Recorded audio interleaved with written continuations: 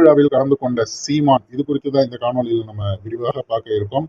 ஓய்வறிய தலைவர்கள் அப்படின்னு சொல்லுவாங்கல்ல, அதுல அண்ணன் சீமான் அவர்களைப் போல எந்த ஒரு தலைவரையும் இதுவரை நான் என் வாழ்நாளில் பார்த்ததில்லை அப்படின்னு சொல்லலாம். ஏன்னா அந்த அளவிற்கு ஒரு டெடிகேஷன் சொல்லுவாங்கல்ல, அவ்வளோ பெர்ஃபெக்டா இருப்பார். யார் யாருக்கெல்லாம் வந்து கமிட்மெண்ட் கொடுத்துட்டாங்களோ அந்த விடயத்தை எப்படியாவது நம்ம வந்து நிறைவேற்றணும். ஒருவேளை நம்ம கமிட்மெண்ட் கொடுக்காம கூட இந்த நிகழ்வு இருக்கு அப்படின்னு தெரியுதுன்னா, சரி நமக்கு சொல்லியிருந்தாங்கல்ல, இப்ப நம்ம ஃப்ரீயா தானே இருக்கோம், போயிருவோம் அப்படின்னு கூட போற ஒரு ஆள்னா அது நாம் தமிழர் கட்சியுடைய தலைமை ஒருங்கிணைப்பாளர் செந்தமிழன் சீமான் அவர்கள் தான்.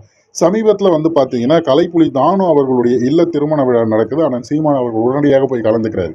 அப்ப அதுக்கு அடுத்து என்ன அப்படின்னா, உணவருந்து விட்டு அனைவரோடும் பேசிவிட்டு புகைப்படம் எடுத்துட்டு அதன் பிறகு வீடு திரும்புவது அப்படிங்கிறது தான் எல்லாருக்குமே இருக்கக்கூடியது. அதுவே வந்து பாத்தீங்கன்னா நமக்கு வந்து டயர்டாயிருச்சு, நம்ம இதற்கு ஒரு ரெஸ்ட் எடுக்கணும் அப்படின்னு நினைக்கிறது. ஆனால் சீமான் அவர்கள் அடுத்து அப்படியே இன்னொரு திருமணத்தை அட்டன் பண்றாரு. கலைஞர் மாயழகன் அவர்களுடைய ஒளிப்பட கலைஞர் அவருடைய இல்ல திருமண விழாவை அண்ணன் சீமான் அவர்கள் அட்டன் பண்றாங்க. அங்க பல பேர், அதாவது திரைத்துறையில இருக்கவங்க மட்டும் இல்லாம அரசியல் பிரபலங்களும் அங்க வராங்க. அவர்களோட பேசி சிரித்து மக்களோட வந்து புகைப்படம் எடுத்துக்கொள்ளக்கூடிய அந்த நிகழ்வு காட்சிகளை தான் நீங்க இப்ப புகைப்படமா பார்த்துக்கிட்டு இருக்கீங்க.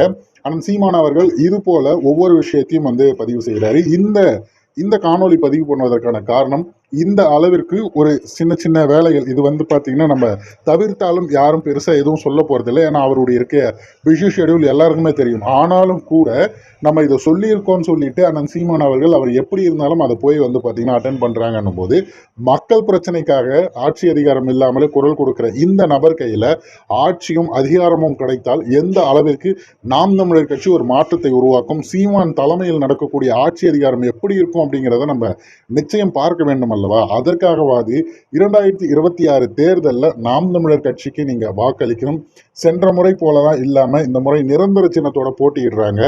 உங்களது வாக்குகளை யாருக்கு செலுத்துறோங்கிறது மிக முக்கியமானது. இப்படி ஒரு அரசியல் தலைவருக்கு, அதாவது இந்த வயதுல இப்படி வேலை செய்யக்கூடிய ஒரு அரசியல் தலைவருக்கு நீங்க செலுத்துறீங்க அப்படின்னா வரக்கூடிய அடுத்த 5 ஆண்டுகள் எப்படி இருக்கும் அப்படிங்கிறத நினைத்து கூட பார்க்க முடியாது. அந்த அளவிற்கு ஒரு செழுமையான ஒரு தமிழ்நாட்டை உங்கள் கண் முன்னாடி நாம் தமிழர் கட்சி நிறுத்தும்.